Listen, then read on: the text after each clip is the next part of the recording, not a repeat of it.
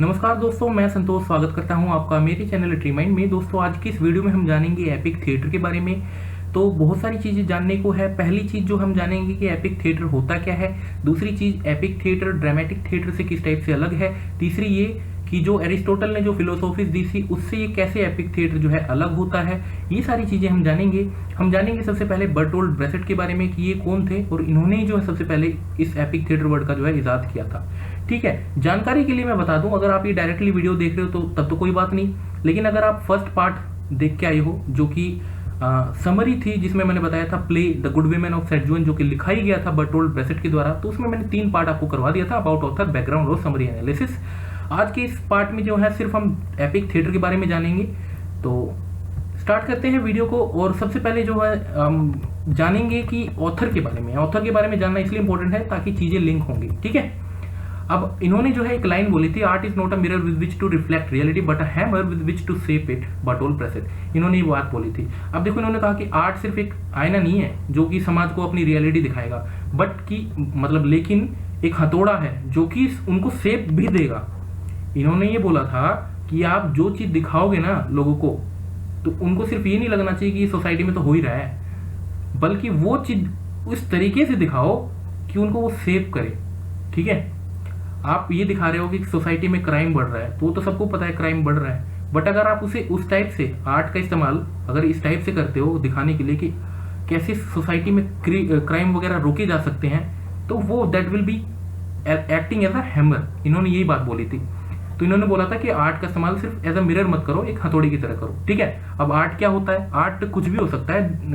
Art का general हमने mind में ये मान लिया होता है कि पेंटिंग होती है, कलर वलर पेंटिंग वगैरह। नहीं, आर्ट कुछ भी हो सकता है। Singing is an art, dancing is an art, mimicry is an art, comedy is an art. मतलब अगर किसी को हंसा सकते हो आप तो वो भी एक आर्ट है। ठीक है, तो ये एक अपने मन से वहम निकाल दीजिए कि आर्ट सिर्फ पेंटिंग होता है। ठीक है, ऑथर के बारे में जानते हैं। ऑथर जो है 1898 में पैदा हुए थे, ऑक्सबर्ग में, जर्मनी में। एक जर्मन प्ले राइट थे। ये वर्ल्ड वॉर 1 वगैरह सब कुछ देखा इन्होंने, तो सिंपल सी बात है, उसका फैक्ट भी जो है इनके माइंड में देखने को मिलेगा आपको।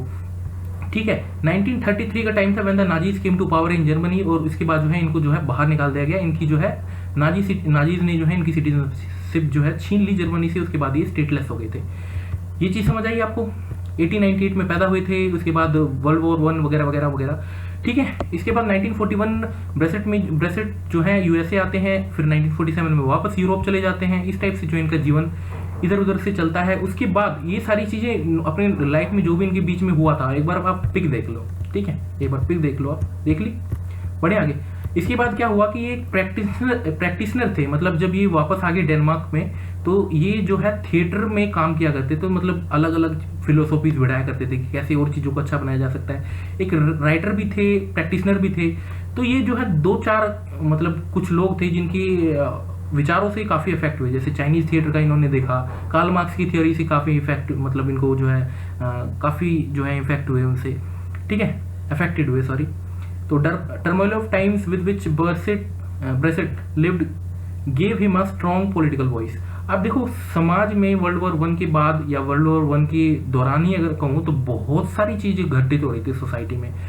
कहीं पे चल रहा था कैपिटलिज्म कि भाई कैपिटलिज्म होगा कि क्या होगा, कहीं पे चल रहा है फासिज्म, जैसे अपना हिटलर फासिज्म फैला रहा है, कहीं पे चल रहा है सोशलिज्म।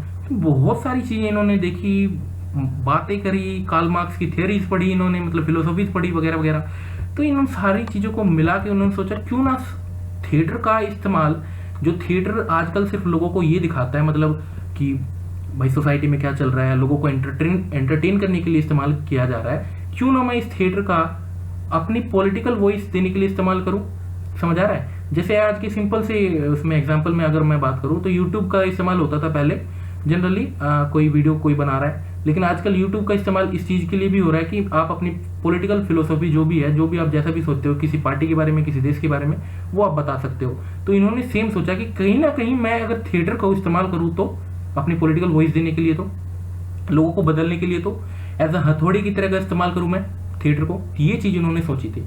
आई होप कि आपको ये समझ आ गया होगा इतना। अब आ जाते हैं आगे। बर्टोल्ड ब्रेसेट जो है एक थिएटर प्रैक्टिशनर थी, मैंने बता ही दिया आपको। इन्होंने जो है सबसे पहली बार ये सोचा क्यों ना मैं नेचुरलिस्टिक ड्रामेटिक थिएटर जो था, नेचुरलिस्टिक ड्रामेटिक थिएटर, आप समझ रहे हो क्या है? इसको मार्क कीजिए, मैं कर देता हूँ मार्क। आप कैसे करोगे? ठीक है, तो इन्होंने सबसे पहली बार ये सोचा कि यार ड्रामेटिक थिएटर में जब भी इंसान कोई थिएटर में जाता है देखने, देखो उस टाइम पे टीवी नहीं थी, ये याद रखना, उस टाइम पे टीवी नहीं थी।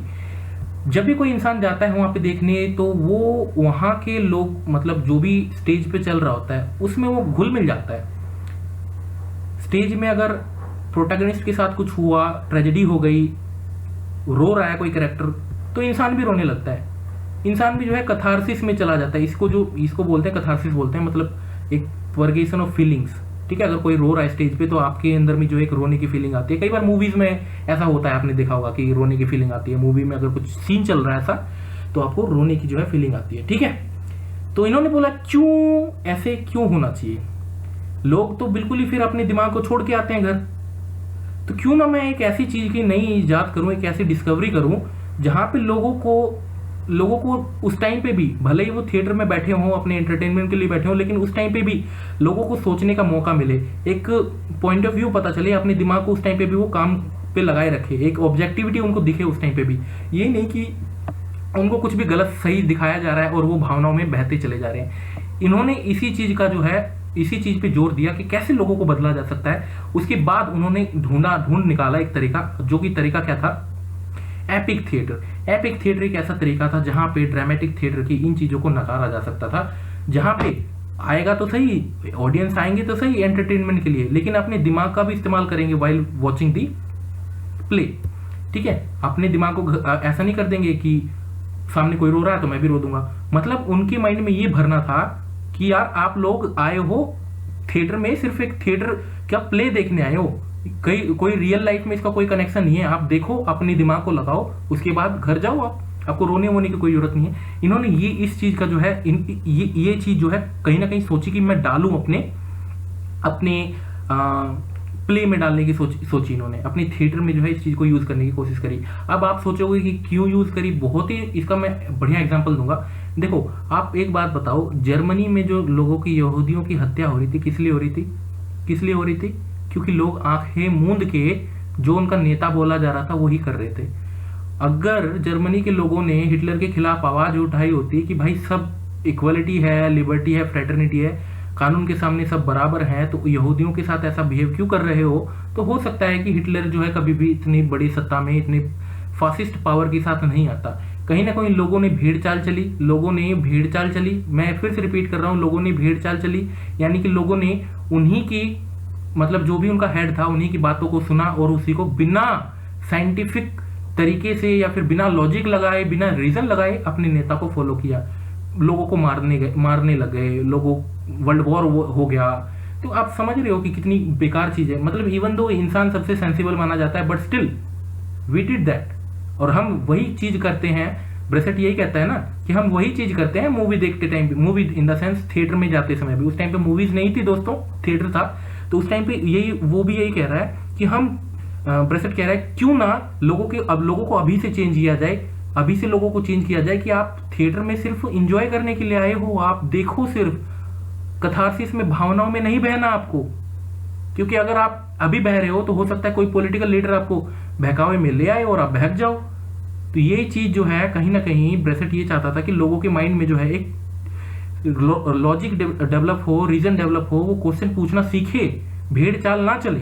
ठीक है, इन्होंने इसी चीज को जो है नाम दिया वरफ्रेमडिंग्स इफेक्ट, नाम दिया इन्होंने, वी इफेक्ट बोल लो शॉर्टकट में, वरफ्रेमडिंग्स इफेक्ट बोलते हैं इसको, वरफ्रेमडिंग्स इफेक्ट। एक बार फिर से बोल रहा हूं मैं, वरफ्रेमडिंग्स इफेक्ट। ठीक है, तो इन्होंने सोचा कि आपको, मतलब जो भी थिएटर में देखने आएगा उनको ऐसा ना लगे कि वो रियल लाइफ में है। ठीक है, उनको ऐसा लगे कि just they are in a theatre, और थिएटर में अपना देख के जाएंगे, बस उनका ये काम है। मतलब उनको डिस्टेंसिंग पता होनी चाहिए, उनको पता होना चाहिए कि उनकी क्या लिमिट है, ऑडियंस का डिस्टेंस होना चाहिए।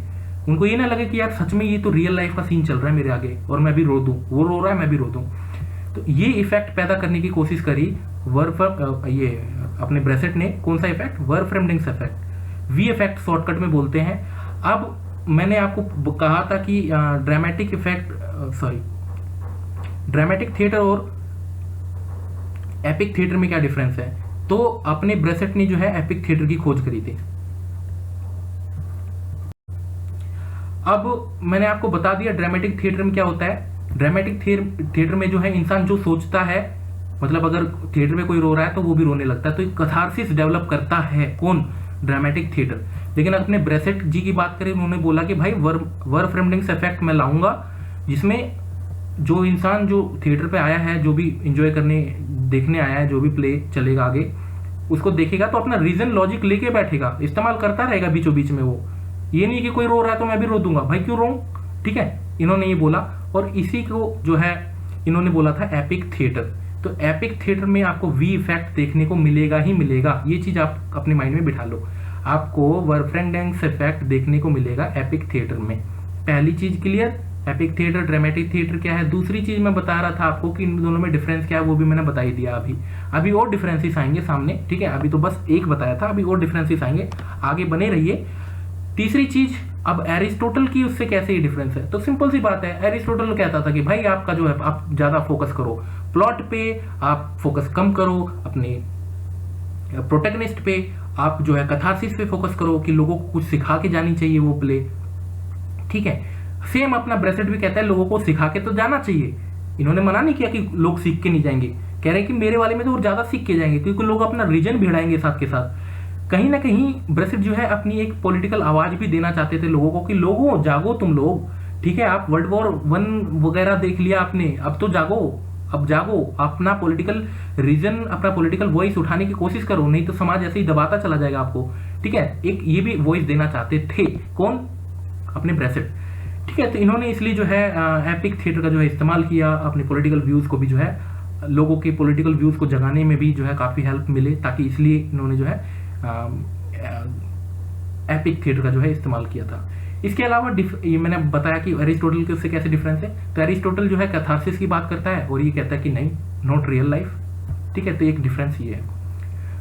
आगे देखते हैं वी इफेक्ट के बारे में थोड़ा और जान लेते हैं। वी इफेक्ट कहता है कि भाई, वी इफेक्ट ये बोलता है कि आप जब भी कहानी सुना, मतलब कोई भी चीज प्रेजेंट कर रहे हो, प्लॉट आप बता रहे हो अपने थिएटर के सामने, जो भी मान लो ये थिएटर है, ऑडियंस बैठी है, इधर प्ले चल रहा है, तो आप जब भी कुछ बता रहे हो लोगों को, तो एक गैप होना चाहिए, एक एलिनेशन होना चाहिए। मतलब एक एलिनेशन किसके बीच में, ऑडियंस के बीच में और जो प्ले चल रहा है उसके बीच में। लोगों को ये ना हो जाए बिल्कुल ही कि वो चिपक जाएं, मतलब प्ले से तो चिपके रहें, ये ना हो कि भाई प्ले छोड़ के बीच में ही चले जाए कहीं पे, ये नहीं कह रहा है। ये कह रहा है कि एक गैप होना चाहिए, एक अंडरस्टैंडिंग होनी चाहिए लोगों के खुद के माइंड में कि जो चीज वो दिखा रहा है क्या सच है, मतलब क्या रोना चाहिए मेरे को उसमें, एक ये इफेक्ट होना चाहिए। इसी को जो है उसने बोला था कि एलिनेशन, और इसी एलिनेशन को जो है उसमें नाम दिया था वर्फ्रेमडिंग्स इफेक्ट, जो को वी इफेक्ट बोला जाता है शॉर्टकट में। समझ आया? आपको इमोशनल इन्वेस्टमेंट बिल्कुल भी नहीं दिखाना, आपको अवॉइड करना है। किसमें ड्रामेटिक थिएटर में नहीं, एपिक थिएटर में। ड्रामेटिक थिएटर में तो आपको चाहिए इमोशनल, आपको तो चाहिए कथारसिस चाहिए आपको, लेकिन एपिक थिएटर में नहीं चाहिए। ड्रामेटिक थिएटर के बारे में कौन बात करता था, एरिस्टोटल, और यहाँ पे कौन बात कर रहा है, अपना ब्रेसेट, ठीक है। आई होप कि सारी चीजें क्लियर हो रही हैं अभी तक के लिए। आप देखो इन्होंने बात क्या बोला था, इन्होंने बोला था कि देखो जब भी आप मूवी थिएटर पे जाते हो देखने, सॉरी तो 1 2 3 और ऊपर एक 4 दीवारी होती है, तो 4 दीवारी के बीच में सब कुछ चल रहा होता है। तो इसका मतलब ये नहीं कि भाई कोई मर गया, आप यहाँ पे बैठे हो, मान लो आप यहाँ पे बैठे हो और आप रोने लगे, मर गया ही, तो ये कह रहे हैं नहीं, एक 4th वॉल भी होनी चाहिए। 3 वॉल है ना यहाँ पे, 1 2 3, 4th वॉल जो है ऑडियंस खुद मानी जाती है। तो ये कह रही है कि 4th वॉल और जो बाकी का थिएटर का पार्ट है उसके बीच में गैप होना चाहिए, एलिनेशन होना चाहिए, लोगों के माइंड में खुद ये होना चाहिए, सोच होना चाहिए, रीजन होना चाहिए कि मेरे को रोना है कि नहीं रोना, मैं रोऊं क्यों, ये रियल लाइफ का पार्ट थोड़ी है जो मैं रोऊं, मैं अपना जस्ट इंजॉयमेंट के लिए आया हूं, मैं क्यों रोऊं, मेरा अपना खुद का पॉलिटिकल व्यू है, मेरा अपने खुद के व्यूज हैं, मैं जस्ट रियल लाइफ का पार्ट नहीं है तो मैं रोऊं क्यों। सिंपल सी बात है, ये लेके बैठना है मेरे को, एक एलिनेशन ये होना चाहिए, वर्फ्रेमडिंग्स इफेक्ट होना चाहिए यहाँ पे, ठीक है। तो ये 4th वॉल कहलाती है खुद ऑडियंस। समझ आया आपको? देखो दोस्तों, बहुत अच्छी कोशिश कर रहा हूं मैं, आप लोगों को बहुत ज्यादा मेहनत लगती है एक वीडियो बनाने के लिए, पता है आपको कितनी मेहनत लगती है, but few of the people just dislike my video. मुझे नहीं पता क्यों डिसलाइक करते हैं, कोई रीजन नहीं देती है बंदो। मैं कहता हूं कि अगर आप डिसलाइक कर रहे हो तो कमेंट बॉक्स में रीजन लिखो आप, ठीक है। तो कई बार होता है, कई बार बहुत दुख होता है मेरे को कि वीडियोस मैं बनाना छोड़ दूं जब इस टाइप से कुछ इवेंट्स होते हैं, कई बार गंदे कमेंट्स आते हैं, ठीक है। तो बुरा लगता है कई बार, फिर ऐसा लगता है कि नहीं, मैं लोगों के लिए नहीं कर रहा, मैं अपने आप के लिए कर रहा हूँ। ठीक है, मैं अपने आप को बेटर बना रहा हूँ कहीं ना कहीं वीडियोस के थ्रू से। आप लोगों को देखना, मतलब अगर किसी को पसंद आ रहा है तो वो लाइक करके जा रहा है मेरी वीडियो को, जिसको नहीं पसंद आ रहा वो डिसलाइक करके जा रहा है, तो कुछ किया नहीं जा सकता ऐसे लोगों का। ठीक है, और एक चीज़ जानकारी के साथ मैं बता दूं आप लोगों को, अभी वैसे वीडियो खत्म नहीं हुई है, कभी आप सोचो कि वीडियो खत्म हो गई है, जस्ट मैं आपको बता दूं, ये मेरा टेलीग्राम चैनल है और यहाँ पे आपको सारे नोट्स मिल जाएंगे। कई बार आप लोग जो है पूछते रहते हो कि नोट्स कहाँ पे मिलेगा, कहाँ पे मिलेगा, तो ये मेरा टेलीग्राम चैनल है लिटरेरी माइंड। आप जस्ट सर्च करोगे ना लिटरेरी माइंड, तो आपको सारा कुछ मिल जाएगा। यहाँ पे मैं सारी पीडीएफ वगैरह सारी डाल देता हूँ, सारी नोटिफिकेशन मेरी वीडियो की यहीं पे आती है। ठीक है, सारी पीडीएफ वगैरह यहाँ से आप डाउनलोड कर सकते हो, जो कि आज तक मैंने वीडियोस बनाई है, सारा कुछ मिल जाएगा आपको। इसके अलावा आपने जो भी वीडियोस मेरे को कहा था डालने को, जैसे द गुड वीमेन तो मैंने डाल ही दिया समरी पहले वाले की, उसके बाद पार्टीशन लिटरेचर का फाइनल सॉल्यूशन वगैरह, टोबा टेक सिंह, इनकी भी वीडियोस जो है मैंने डाल रखी है। घोस्ट टिप्सन की उसमें भी फासिज्म के बारे में मैंने बताया था, राइनोसोरस के बारे में बताया था आपको, यूजीन आइनोस्को के द्वारा जो लिखी गई सारी वीडियोस ऑलरेडी मैंने डाल दी है, तो आप देख सकते हो वो वीडियोस भी जाके। द गर्ल हु कैन के ऊपर भी है, द ग्रीन लीव्स, आलम्स हाउस, ये सब कुछ है। पार्टीशन लिटरेचर मैंने कवर कर लिया। तो चलो ये थोड़ी सी प्रमोशन होगी इसके बीच में जो है, सॉरी फॉर दी प्रमोशन। आ जाते हैं हम अपने काम पे। अब devices using the V effect, अब आप किस तरीके से जो है वी इफेक्ट का इस्तेमाल कर सकते हो। पहला तो है वी इफेक्ट इस्तेमाल करने के लिए आपको जो है ध्यान देना पड़ेगा नरेशन पे। नरेशन पे इसलिए ध्यान देना पड़ेगा, नरेशन पे इसलिए ध्यान देना पड़ेगा ताकि लोगों को आप बार बार बता सको कि भाई आप थिएटर पे आए हो, बस थिएटर की तरह एंजॉय करो इसे, आप कोई रियल लाइफ स्टोरी नहीं देख रहे या फिर रियल लाइफ में ही नहीं सब चल रहा। तो यही बताया गया कि narration is used to remind the audience that they are watching it's presentation of a story only, nothing else. Sometimes the narrator will tell us. Brecht के अगर आपने सेडजुअन वाला ये जो मैंने अभी प्ले बताया था, अगर आप उसमें पढ़ोगे ना तो बीच बीच में कहीं ना कहीं गाने भी आते हैं, गाने भी आते हैं, गाने इन द सेंस सॉन्ग्स, गाने भी मिलेंगे आपको। बार बार जो है कैरेक्टर जो है वो क्या कहते हैं, ऑडियंस से कई बार बात करते हुए भी नजर आएंगे कि देखो ये चल रहा है, देखो ये चल रहा है। तो इन्होंने यही बोला कि नरेशन बहुत इंपॉर्टेंट है इसमें, कैरेक्टर को जो है कहीं ना कहीं इन्वॉल्व करो ऑडियंस को ये बार बार बताने में कि आप लोग जो है, मतलब डायरेक्टली मत बताओ कि आप लोग जो है सिंपली एक स्टोरी देख रहे हो, बट उनको मतलब ऐसा कुछ करो। पहले तो ऐसा नहीं होता था ना कि कैरेक्टर डायरेक्टली बात कर रहा है ऑडियंस से, लेकिन अब ब्रेसेट की इसमें आपको, अगर आप कोई भी प्ले पढ़ोगे ब्रेसेट का, तो उसमें मिलेगा कि कैरेक्टर भी जो है ऑडियंस से बात कर रहा है ना, कहीं ना कहीं एक रीजन डेवलप करने की कोशिश कर रहा है, कहीं ना कहीं कैरेक्टर पूछ रहा है उस ऑडियंस से कि भाई अपना रीजन इस्तेमाल कर बैठे बैठे। ठीक है, बढ़े आगे। तो ये तो पहला चीज हो गया नरेशन, जो कि बहुत इंपॉर्टेंट होता है। Coming out of role, third person narration, आपको एक थर्ड पर्सन नरेशन भी दिखेगा आपको, मतलब third person narration in the sense आपको जो है ऑडियंस को एक फ्री छूट मिलती है कि आप जो है रिमाइंड द ऑडियंस ऑफ थिएट्रिकलिटी के बारे में जो है, मतलब जो ऑडियंस है वो खुद एक जज करेंगे, कहीं ना कहीं एक थर्ड पर्सन नरेटिव आपको मिलेगा, कमेंट करेंगे कैरेक्टर्स के ऊपर। बीच बीच में कहीं ना कहीं प्लॉट टूटेगा, थोड़ा सा plot in the sense action टूटेंगे। अब एक्शन क्या होता है, अगर मैं बताऊं एक्शन के बारे में तो आपको चलो दिखाई देता हूं, तब आपको क्लियर हो जाएगा। एक्शन अगर मेरे पास है यहाँ पे, चलो यहाँ पे एक्शन के बारे में नहीं है फिलहाल, कोई बात नहीं, ठीक है, कोई बात नहीं, मैं बता देता हूँ। एक्शन क्या होता है, action is not only the movements of, मगर मान लो ये यहाँ पे प्ले चल रहा है, ये थिएटर है, तो यहाँ पे लोग हिल डुल रहे हैं, बातें कर रहे हैं या प्ले कर रहे हैं, प्ले को पूरा कर रहे हैं, तो ये सिर्फ एक्शन नहीं कहलाता। Action is much beyond. Action क्या है, एक्शन वो सब कुछ माना जाएगा, उन सबको एक्शन बोलोगे आप कि वो क्या सोच रहा है, क्या बोल रहा है, किस चीज का, क्या चीज उन्होंने करा तो उसका क्या इम्पैक्ट पड़ा, ये सब कुछ एक्शन कहलाता है स्टोरी का, प्ले का। ठीक है, आगे बढ़े। स्पीकिंग दी स्टेज डायरेक्शंस, अब ये सारा चीज जब बोला जाता है कि अब ये आया, लेट्स से कि कोई कैरेक्टर आया, ये कैरेक्टर अब जा रहा है, पर्दे गिरे, ये हुआ, तो ये सारी चीज बार बार जो है ऑडियंस को कहीं ना कहीं बार बार माइंड में ये भेज रही है, सिग्नल भेजती हैं कि भाई ऑब्जेक्टिव बनो, ये सिर्फ आप एक थिएटर पे आए हो देखने। ठीक है, तो ये सब जब बताया जाता है स्टेज डायरेक्शंस, तो ये कहीं ना कहीं एक इंसान के, ऑडियंस के माइंड में ये बताने के लिए होता है कि भाई आप जस्ट एक थिएटर में प्ले देखने आए और कुछ नहीं है। ठीक है, डायरेक्ट एड्रेस, इसके बाद जो है direct address, speaking directly to the audience breaks the fourth wall. ये मैंने आपको जस्ट अभी बताया था कि भाई आपको जो है बात करना होता है कई बार ऑडियंस से, जैसे आपको सेडजुअन वाले उसमें मिलेगा, कई बार जो है वैंग जो है ऑडियंस से बात करता है, कई बार ये बंद हुआ है ये। ठीक है, इसके बाद नेक्स्ट है प्ले कार्ड। इसके बाद आते हैं प्ले कार्ड। प्ले कार्ड कुछ नहीं होता, एक्स्ट्रा समझ सकते हो बैनर टाइप वगैरह के, तो ये भी कई बार इस्तेमाल किया जा सकता है एपिक थिएटर में, ठीक है, समझाने के लिए। तो ये सारी चीज़ें थी। अब ब्रेसेट की अगर स्टेजिंग की बात करें, ब्रेसेट की जो अगर सिंपल बात करें तो आपको मल्टीपल रोल मिलते हैं। Multiple role is when actor plays more than one character on stage. अगर हम बात करें सेडजुअन की, तो इसमें जो है उसने सेडजुअन ने जो है अपना भी, सेडजुअन में जो है सैंटी जो कि एक प्रोस्टिट्यूट है, उसने अपना भी रोल पूरा किया था, और सुइटा जो कि एक कजन का भी रोल उसने खुद ही करा था पूरा। तो मल्टीपल रोल आपको मिल जाएगा ब्रेसियन स्टेजिंग में। The differences in character are marked by changing voice. आपको वॉइस चेंज मिलेगा, ऑफ कोर्स चेंज नहीं होगा तो आपको लड़की और लड़के में पता ही नहीं लगेगा कौन सा, फिर तो आप पहचान जाओगे कि ये लड़का थोड़ी है, ये लड़की है फिर तो, ठीक है। तो आपको जस्ट आप अगर आप थोड़ा सा सेडजुअन के बारे में अगर आपने पढ़ा नहीं है इस प्ले के बारे में, तो प्लीज़ वीडियो देख लेना आप, समरी वाली, क्लियर हो जाएगी फिर चीज़ें आपको, फिर ये सारी चीज़ें आपको क्लियर हो जाएंगी, ठीक है। क्रॉस सेक्स कास्टिंग भी जो आपको दिखेगा, ऑफ कोर्स था ही। अब सैंटी एक लेडी है, जब वो सुइटा बन जाता था तो वो लड़का था, तो क्रॉस भी आपको मिलेगा, ठीक है। आपने एक चीज और सुनी होगी कि विलिंग सस्पेंशन ऑफ डिसबिलीफ। जब भी आप मूवी देखने जाते हो तो आप जानबूझ के जो है अपना दिमाग बाहर छोड़ के आते हो। नहीं अगर छोड़ के आओगे, अगर डायनासोर वाली मूवी देख रहे हो अंदर जाके, तो यार सबको पता है कि डायनासोर तो अब जिंदगी में है नहीं, मतलब लाइफ में है नहीं, तो आप तो फिर एंजॉय नहीं कर पाओगे मूवी को। तो अगर मूवी एंजॉय करनी है तो अपना दिमाग बाहर छोड़ के आना पड़ेगा ना।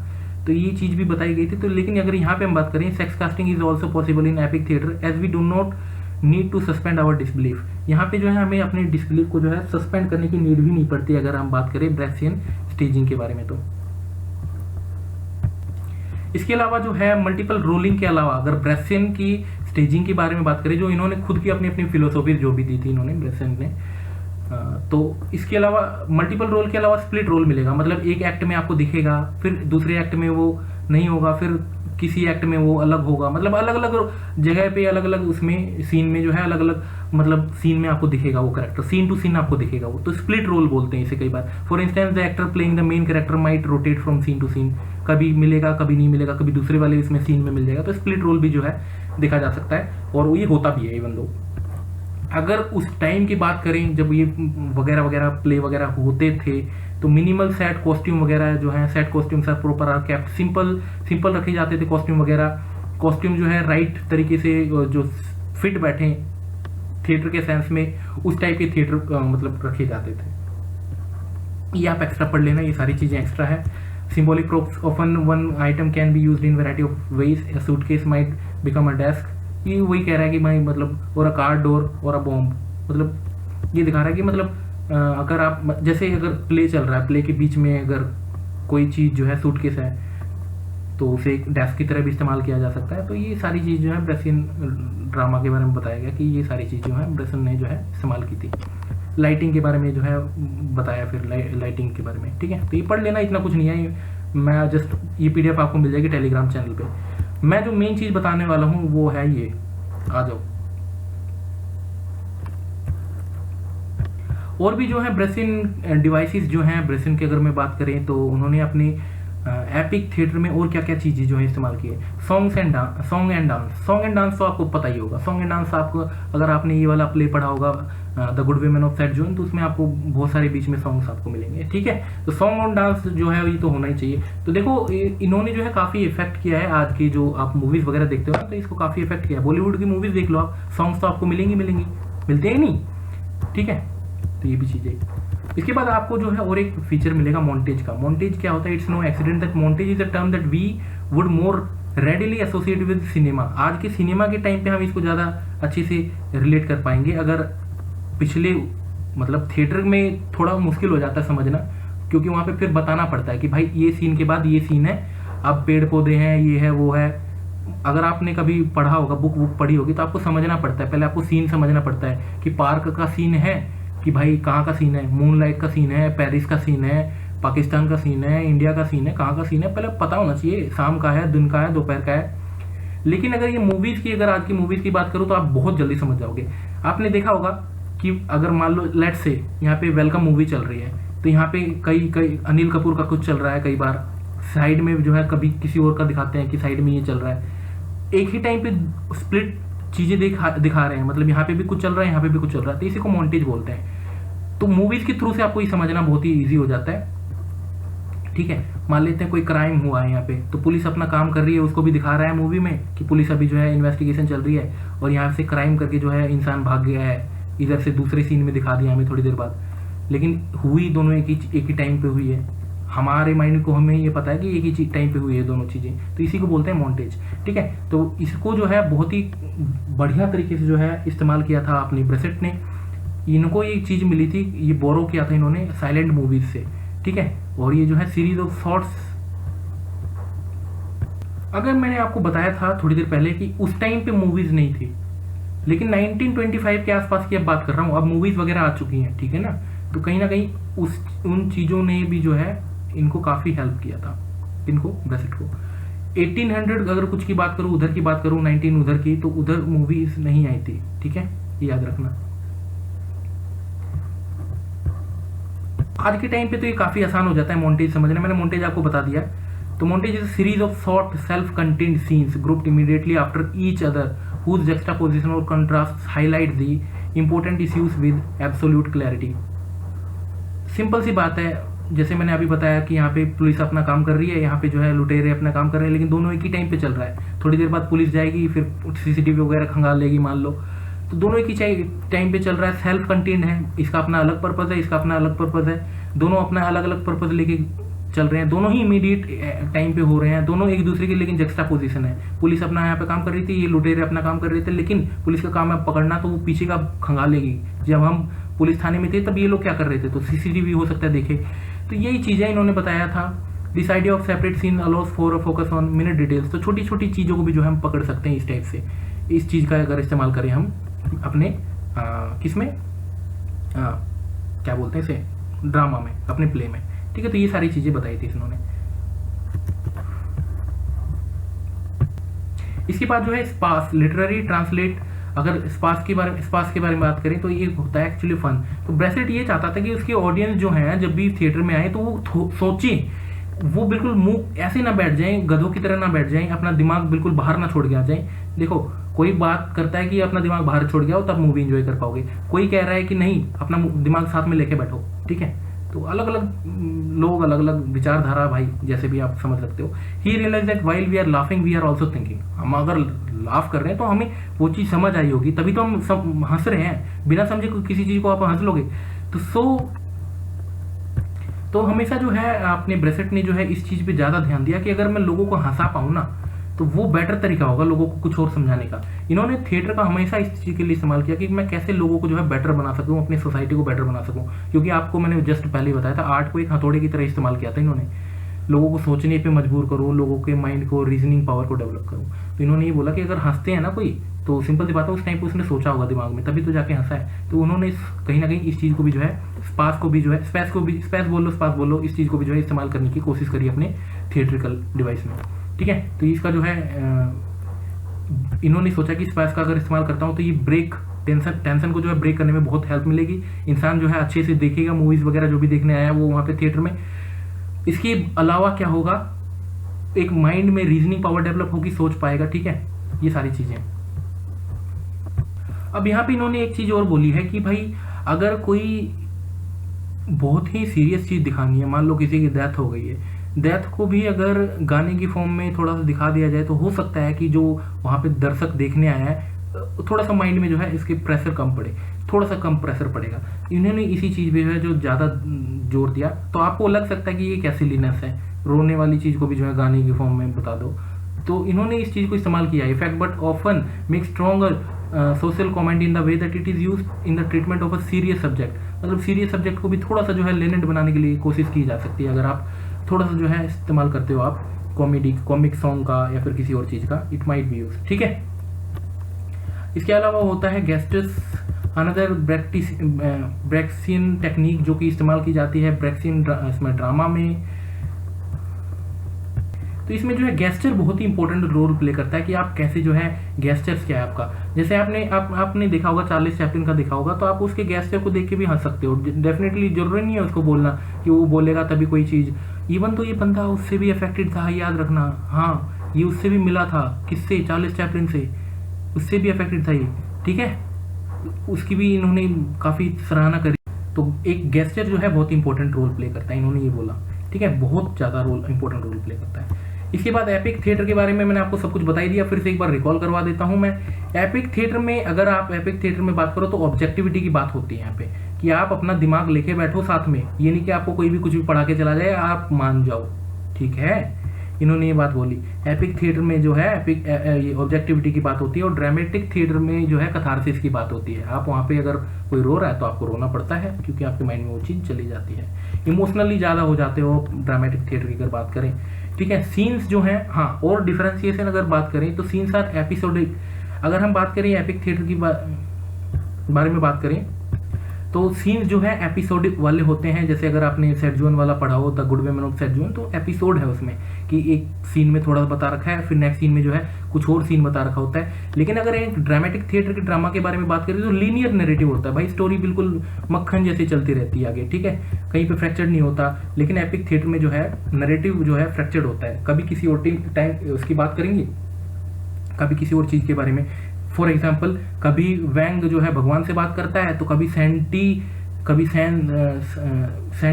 किसी और से बात कर रही होती है, कभी वैंग किसी और से। तो ये सारी चीज़ें अगर आपने नहीं पढ़ी ना, समरी नहीं पढ़ी, तो आपको समझने में थोड़ी सी प्रॉब्लम हो सकती है यहाँ वाला पार्ट, तो प्लीज़ देख लीजिए आप वहाँ पे, ठीक है। तो ये सारी चीज़ें थी यहाँ पे। इसके अलावा जो है किन किन चीज़ों का इस्तेमाल किया यहाँ पे, मॉन्टेज का इस्तेमाल किया किसने, अपने प्रेसन ने।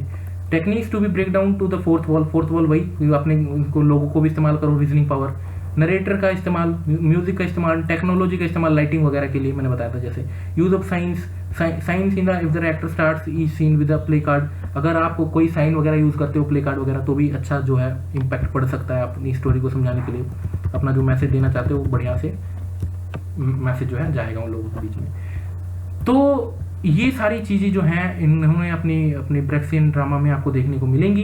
तो मैंने आपको करवाया सारा कुछ, एक एक चीज़ बताई मैंने, इस पास से लेके गेस्चर वगैरह सब कुछ बताया, एक एक चीज़ बताई मैंने एपिक थिएटर और वगैरह वगैरह के बारे में। आई थिंक कुछ भी पढ़ने की जरूरत नहीं है अब आपको एक्स्ट्रा में, आप बहुत कुछ जान चुके हो ऑलरेडी, ठीक है। अगर मेहनत बिल्कुल अच्छी लगी, देखो मैं बिल्कुल अभी इवन दो मेरे को कई बार जो है बहुत मेहनत करके जो है वीडियो बनानी होती है आप लोगों के लिए, तो प्लीज़ बिना सब्सक्राइब किए मत जाओ यार, है ना। बहुत मेहनत लगती है वीडियोस बनाने में और एक ट्रू नॉलेज पहुंचाने में। मुझे बिल्कुल शौक नहीं है कि मैं आपको फेक चीज़ बता के चला जाऊं। ऐसी बहुत सारी वीडियोस हैं यूट्यूब पे जहाँ पे 5 मिनट की आपको समरी मिल जाएगी, but no, I don't want that, ठीक है।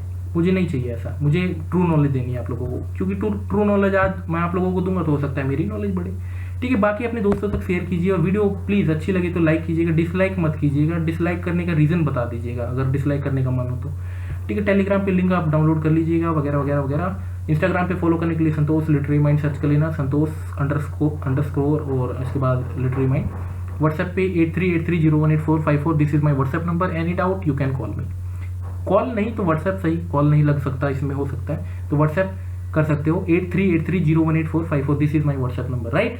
सो मिलते हैं नेक्स्ट वीडियो में, अभी के लिए बस इतना ही। जय हिंद दोस्तों, थैंक यू प्यार के लिए बनाए रखिए अपना प्यार, सपोर्ट वगैरह वगैरह, थैंक यू।